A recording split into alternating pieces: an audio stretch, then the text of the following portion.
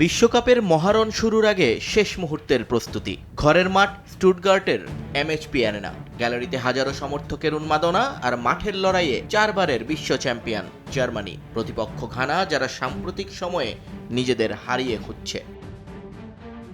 ম্যাচের শুরু থেকেই আক্রমণের ঝড় তোলে নাগলসম্যান শিষ্যরা। ম্যাচের বয়স যখন 10, তখন ফ্লোরিয়ান উইটজের ফ্রিকিক পোস্টে লেগে ফিরে আসলে বোঝা যাচ্ছিল রাতটা ঘানার গোলরক্ষক বেঞ্জামিন আসেরেকে ব্যস্ত রাখার।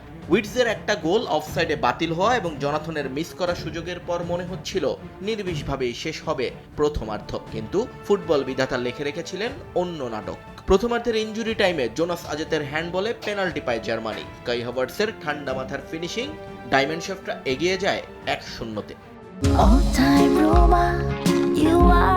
All time Roma. Taste it, love it. বিরতির পর ফিরেই নিক উল্টেমাডের হেড ক্রসবারে লেগে ফিরে আসলে হতাশায় ডোবে স্বাগতিকরা, আর সেই সুযোগটাই নেয় ব্ল্যাক স্টার। 70 মিনিটে লেস্টার সিটির উইঙ্গার আব্দুল ফাতাউ স্টুটগার্টের গ্যালারিকে স্তব্ধ করে দিয়ে সমতায় ফেরান ঘানাকে। ডেরিক কোনের বাড়ানো বল থেকে ফাতাউ যখন জাল খুঁজে নেন, স্কোরবোর্ড তখন 1-1। শুরু হয় টানাহারের বৃত্তে থাকা ঘানার ঘুরে দাঁড়ানোর লড়াই। ঘড়ি তখন 88 মিনিটের ঘরে, ড্রয়ের দিকে গড়াচ্ছে ম্যাচ। ঠিক তখনই মঞ্চে আবির্ভাব সেই নায়কের, যার জন্য আজ স্বস্তির আভা স্টুটগার্টে, ডেনিস উনদাফ। লেরোয় সানের জাদুকরি পাস থেকে বল পেয়ে যখন জালের কাছে পৌঁছালেন, সময় যেন থমকে দাঁড়িয়েছিল। আলতো টোকায় গোলরক্ষককে পরাস্ত করেন উনদাফ। 2-1। গ্যালারিতে উৎসবের জোয়ার।